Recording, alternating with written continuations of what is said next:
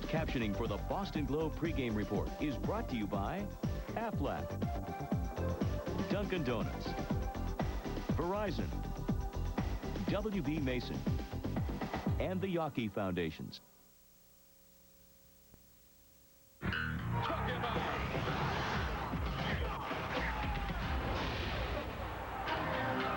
Where would you rather have dinner in the city of Boston? No place better than Yawkey Way, where the sausages are being grilled, the hot dogs are looking good, and Louis Tiant has his cuisine going, and inside the ballpark, the Red Sox hope to continue to do some home cooking of their own.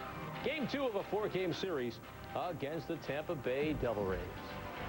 Hi, everybody. Welcome to the Boston Globe pregame report. I'm Bob Rogers. He's Bob Tewksbury, live in our Fenway Park studios. Nice to have you with us tonight, and very nice to see the way Derek Lowe pitched last night. Derek was outstanding last night. You see a total opposite of a guy that was struggling about 2 months ago, and I think there's 3 reasons for that, Bobby. I think obviously his success is much better. His confidence has blossomed his success. He's out there with an aura about himself. He threw a 2-1 breaking ball last night that he shook to. He wouldn't have done that 2 months ago. Experience. He's this is his 2nd year of starting in the big leagues. The last time he started this many games was in 1996. So he's learning more about the role, and he's made some adjustments this year. He stopped throwing in between starts a couple of times. That allowed him to regain some of his composure, maybe get him a little stronger. So he's learned all these things this year, and he's combined right now. He's on a roll. Well, I'll tell you what, the sinker last night, Tukes, was absolutely devastating. Well, it was no-hit stuff. The hit in the 6th, I know, made him angry because he really felt like he had no-hit stuff. Look at the bottom fall out of that. I don't think that he realizes how difficult it is to hit that pitch. You can see by the amount of ground ball out, 17 last night that he had, that it is very difficult. Do you think he changed speeds better last night, too, than he had in the past? I think he's starting to mix all his pitches in, which is something that I said a while ago when he was struggling. He needed to throw his changeup. He needed to throw his curveball. Right now, the whole package is working. It was good news at Fenway Park, and good news as well in Texas as Seattle lost. So it's really a 2-game lead now in the loss column in the wild card race, a 1.5 overall. So things looking good for the Boston Red Sox. And as Grady Little knows, get Pedro Martinez, Tukes, back to where he's been in terms of being dominant. Get Derek Lowe right. Things are going to look good for the Red Sox down the stretch. I thought tonight's game for Derek Lowe was as close to what we saw here last year as any pitcher we've seen all season here out of Derek Lowe. He was outstanding.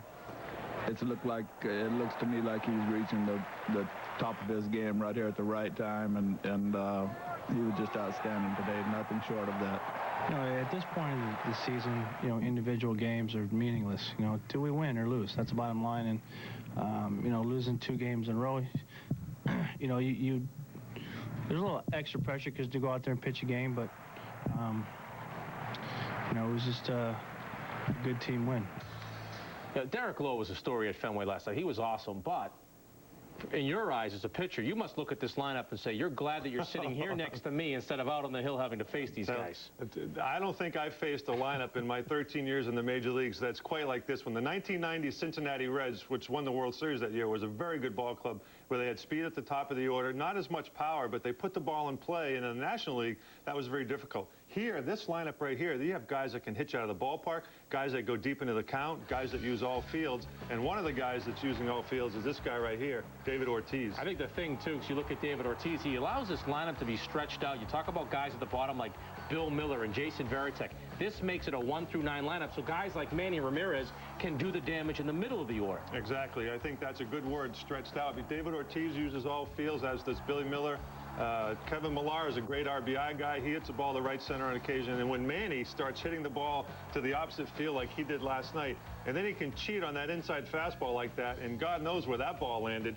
Maybe in New Hampshire. All right, you are deadly. You're going to college for sports psychology, whatever it is now. Maybe you should try to do accounting, because you need to be an accountant to check out these numbers. There are only 2 extra base hits from tying the Major League record for the most extra base hits in a season. That was set by Seattle a couple years back. And you look at all of the numbers and all of the records that this team will dismantle. Not even on that is the slugging percentage. They will have the highest slugging percentage in baseball history. Well, and then the notes next to the 1927 New York Yankees. Now, if you can be in the category with the New York Yankees in 1927, you're doing something right. Well, the Red Sox hope to do something right tonight against the Tampa Bay Devil Rays, and the lineup is a little bit different tonight, reflecting the struggles, I guess, of Nomar Garciaparra of late. For more on that, now let's send it downstairs to Tom Caron and Bob Holler. Oh, Bob, thanks very much. A change in the lineup. Gotten pretty much used to, death taxes and no more batting in the 3-hole. But tonight, Grady Little switching it around a little bit. Yeah, the fans will have a treat here tonight. See something they haven't seen in quite a while here at Fenway Park, and that's Nomar batting second. He's done it very rarely in his career. He hasn't had a lot of success there. Hit about 218 in his career out of the 2-hole. But Grady just wants to shake things up a little bit, sort of clear his mind. But the most important thing is to keep him in the lineup in the first inning. You know, they said this guy's going to come out of it. It's just a question of when, and they're hoping it's tonight. Todd Walker batting third, and then you get to Manny Ramirez and David Ortiz. Pedro Martinez taking the hill tonight. We just heard all about how well Derek Lowe pitched last night. If Pedro Martinez and Derek Lowe are pitching like they have of late, it really means everything to the Red Sox and their hopes. Oh, yeah. Well, I mean, what a 1-2 punch. And, people are now talking about the postseason. The Red Sox aren't talking about the postseason yet, but we all know, there was some talk back at mid-season. Who's going to be the number 2 starter? Well, I think we know now that Derek Lowe is the number 2 starter, and Pedro has just been, he's on. They're both really peaking at the right time right now.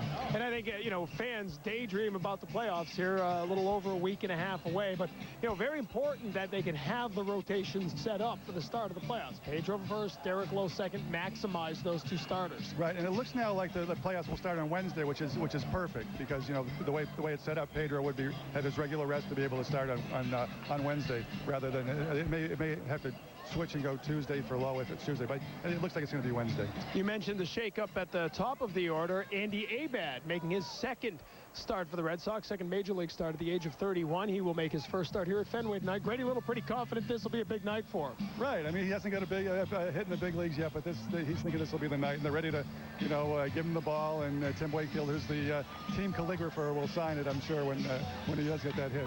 Kevin Millar, the night off. That's something that Grady Little had decided prior to last night's game.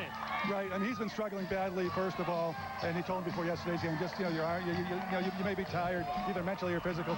Take the time, take the day off. But it turns out he got sick last night anyway, so it probably worked out for the best. And last but not least, the Trot Nixon update of the night. Trot, he swung. He took a live BP off of John Burkett. He ran the bases. He took some fly balls in the outfield. They're hoping he can perhaps DH as early as tomorrow, and maybe, but he should be in the lineup before the homestand ends. Which is great news, obviously, not just getting him back, but getting him back in time to play some games down the stretch here before any possible playoff action. Yeah, absolutely. You want to get him tuned up, and Gabe Kapler's done a great job, and Trot's the first one to acknowledge that. But of course, you do want to get Trot, back. He's been off for at least a week, and you don't want him rusty going into the playoffs.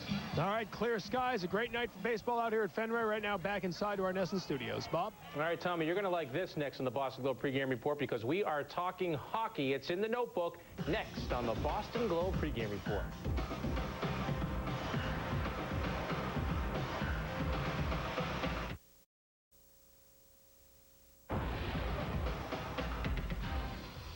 And now it's time for the Tufts Health Plan Recovery Report. No one does more to keep you healthy, and as you just heard from Bob Holler, Trot Nixon is getting there, could be pulling any day now. Took a little batting practice off some live pitching, so he could be back in the lineup maybe as early as tomorrow as the DH. That's your Tufts Health Plan Recovery Report. No one does more to keep you healthy. Well, the Boston Bruins want to be healthy this season. It won't be long now before you're watching those games in high definition right here on NESN. Time for the notebook now. Tom Larson with Kevin DuPont. Kevin, I know Joe Thornton's pretty much a fearless guy, but it had to be kind of frightening to wake up the other morning and have what was a very small infection have grown to pretty much cover his whole face. Yeah, this has become repetitive now for Joe. He's had this happen to an ankle. He had it bad last year to an elbow that became actually a staph infection. And in this round, they tried to treat it initially with sort of a standard antibiotic, if you will. Eventually, again, had to go to aggressive intravenous treatment. A couple of days at Mass General. And ongoing, he's cleared up now. His right eye actually is starting to close up on him too. He's pretty much back to normal, and going forward, they're going to have to carry these aggressive antibiotics in case he catches something on the road. They'd have to treat it that way. Thing going on around the league, or apparently some of the older players, some who have made some pretty good money, are currently without jobs. Yeah, chief among them, of course, from Bruins fans' standpoint, would be Adam Oates, but Cliff Ronning, Adam Graves, Steve Thomas, who had a heck of a playoff with Anaheim last year, helped them get to the finals.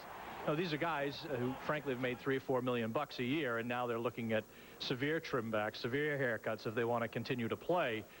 Maybe $300,000, maybe $500,000. And at age 40, it's a little bit harder to get out there for a 90% pay cut than maybe it would be at age, say, 25, 28, when you haven't made that much money over the long term. Here at Restuccia Arena, where the Bruins hold their training camp, we're looking at 7, 8 goaltenders, all vying for jobs. Can we assume that the guys that they're going to go with once the season starts will come from this group of 7 or 8?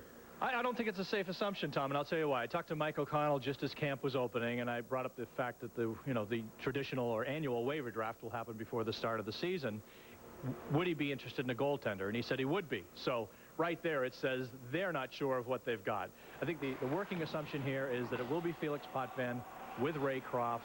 Maybe Shields works his way into the mix. But if there's someone in that draft who really appeals to them, wouldn't surprise me that they go after maybe Sean Burke. He could be in there from Phoenix. Brian Boucher could be in there from Phoenix.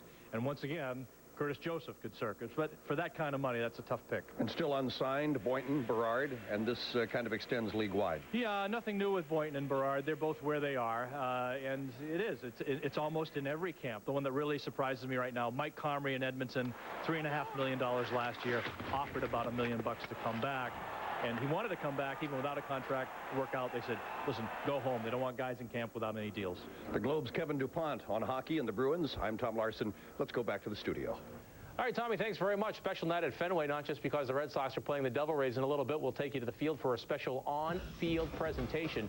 But up next, we have the commentary from Dan Shaughnessy. You're watching the Boston Globe pregame report on your New England Sports Network.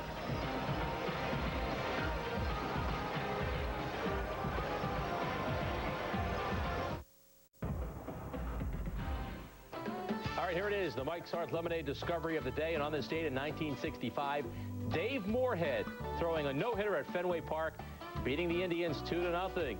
Moorhead striking out 8 and walking only 1 for the 14th no-hitter in Red Sox history. All right, Manny Ramirez, of course, launching one last night at Fenway Park, and he is in that groove once again. You kind of have the feeling that he's going to carry this ball club down the stretch. That's the topic of tonight's Boston Globe commentary with Dan Shaughnessy. Have the Red Sox ever had a more remarkable and infuriating player than Manny Ramirez?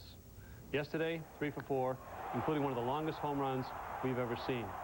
The day before, on Sunday, 2 Manny moments. One, when the team was down 5-2 in the 8th, and with 2 outs, Manny tried to stretch a single into a double with the play right in front of him, out at second base. 2 innings earlier, perhaps even worse. He didn't go hard into second base when David Ortiz hit a grounder to first, which turned into a 3-6-3 double play. That's just Manny being Manny. We all know about these Manny moments. The good news is, when these things happen, Manny tends to pick it up at the plate. Last year, he roared to the finish and hit .351 to win the American League batting title, and that was after the brain lock in Tampa. This year, since those dark days when the Sox were in Philadelphia and he wouldn't pinch hit, he's been tearing it up again. Manny's hitting .426 in his last 17 games, and it looks like he might win another batting title. Why not? That, too, is just Manny being Manny. So with this guy, you take the good with the bad. Hopefully for Sox fans, they'll be all good down the stretch, and Manny can carry them. That's Dan Shaughnessy. Log on to boston.com/sports. Give us your feedback, and when you're there, answer this question. This is the poll question. Which first-time visitor to Fenway Park are you more excited to see next season? And this is what we're hearing. The Padres and Dodgers will be at Fenway. Boston.com/sports. Up next, we'll take you to the field for a special ceremony. Don't go anywhere.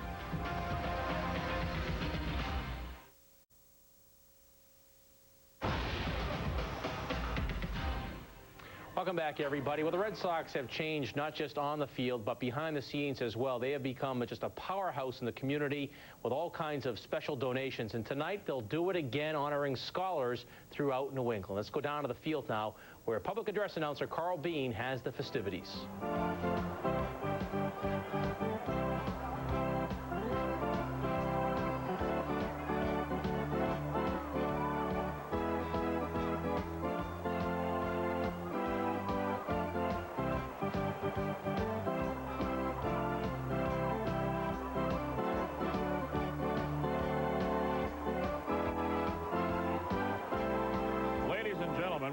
Tonight, the Red Sox are happy to welcome some very special guests.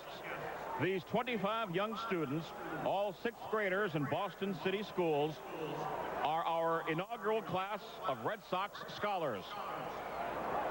The Red Sox Foundation is providing each child with a $5,000 college scholarship that goes in the bank, accrues interest, and gets paid to the college of their choice for tuition and books. The intent is to fund the dreams of academically talented, financially disadvantaged students before they face the destructive temptations of adolescent life. As these youngsters proceed through middle school and high school, they know that provided they continue to have success in academics and citizenship, the dream of college is a real one because the money is in the bank. Each year, the Red Sox and their players will welcome a new class of Red Sox scholars. The students will attend games, interact with players and front office personnel, and receive a mentor from among the health professionals at the Beth Israel Deaconess Medical Center. The students in this year's class already show strong academic promise. All are graduates of an academic enrichment program, building educated leaders for life, created by Earl Martin Phelan and chaired by Professor Charles Ogletree of Harvard Law School.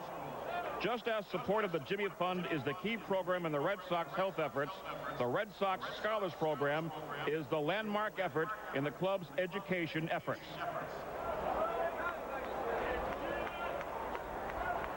We'll now meet the 25 Red Sox scholars, who will be escorted by a Red Sox player and their mentor. Greeting them will be Red Sox principal owner John Henry, President and CEO Larry Lucchino, Executive Vice President for Public Affairs Dr. Charles Steinberg, Professor Ogletree, Earl Martin Phelan, Dr. Peter Lee from the Office of Boston City Schools, Superintendent Thomas Payzant, and Carl Sloan, Chairman of Beth Israel Deaconess Medical Center. Leading off, escorted by Damian Jackson of the Red Sox and Dr. Jody Abbott of Beth Israel Deaconess, welcome Jordan Rockett.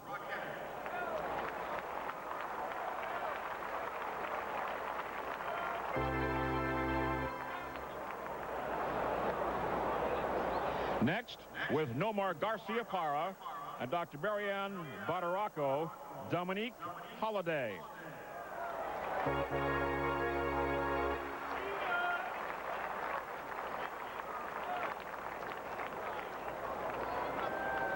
Next, with Trot Nixon and Dr. Jennifer Beach, Hawa Abdullahi, who could not be here tonight. Next, joined by David McCarty and Dr. Jackie Carter, Jonathan Trugist.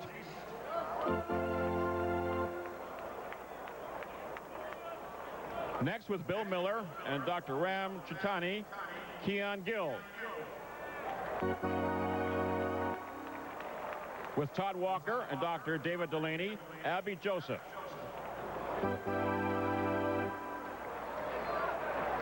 Next up, with Lou Merlone and Dr. Douglas Hanto, Aaron Young. Now with Andy Abad and RN Judy Hirschfield, Barkek, Christina Martinez. Next, joined by Adrian Brown and Margaret Hyde, Jeffrey Thornton. Next up with Johnny Damon and Dr. Daniel Jones Zemski Dorlus. And now here with John Burkett and Dr. Sean P. Kelly, Stephen Pete Phoenix. Joined by Todd Jones and Alice W. Lee, Stephanie Leung. Next, with Manny Ramirez and Paul F. Levy, Harrison Maiden. Next, with Jeremy Giambi and Dr. Joseph Lee, Sam Chen.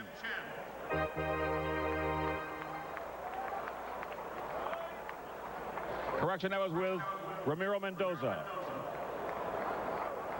Next up, joined by Doug Mirabelli and Adela Margulis, Courtney Lewis. Now with Gabe Kapler and Marcia Maurer, Ansia Josette Flournier. Along with Derek Lowe and RN Don McDonald, Tatiana Thomas.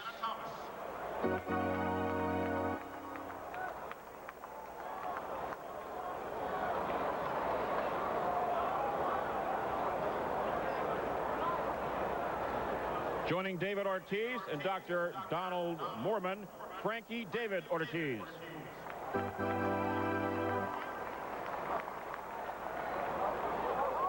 Next up here was Brandon Lyon and Dr. Dwayne Pursley, Melvin Pichardo Fernandez.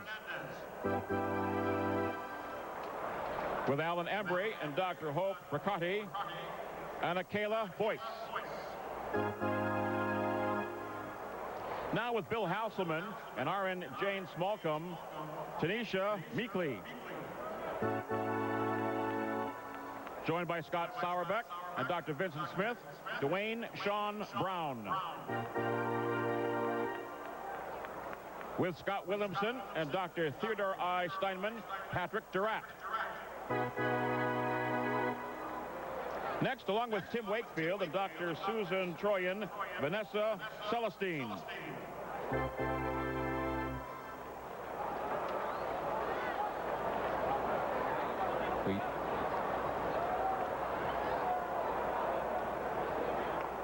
And with Tim Wakefield and Andrea Williams, Lois Gordon.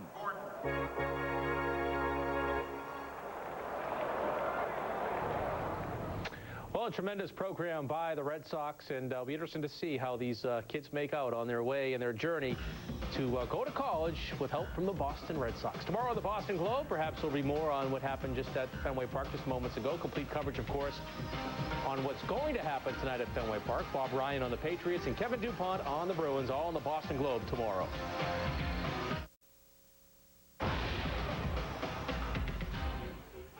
Sullivan Tire brings us the pitching matchup. Well, Jeremy Gonzalez has his work cut out for him, although there's a couple changes in the Red Sox lineup. This guy's pitched well his last 3 starts, 2 against Oakland, 1 against Toronto, 0-3, but he allowed 3 runs or less in all those games. No run support for him. And he's facing Pedro Martinez. He pitched a great game in Baltimore last week without his best fastball. Look for him to cut and dice again tonight. All right, Tim Wakefield with us after the game on WB Mason's X Earnings. But right now, it's time for Boston Red Sox baseball. Enjoy the game.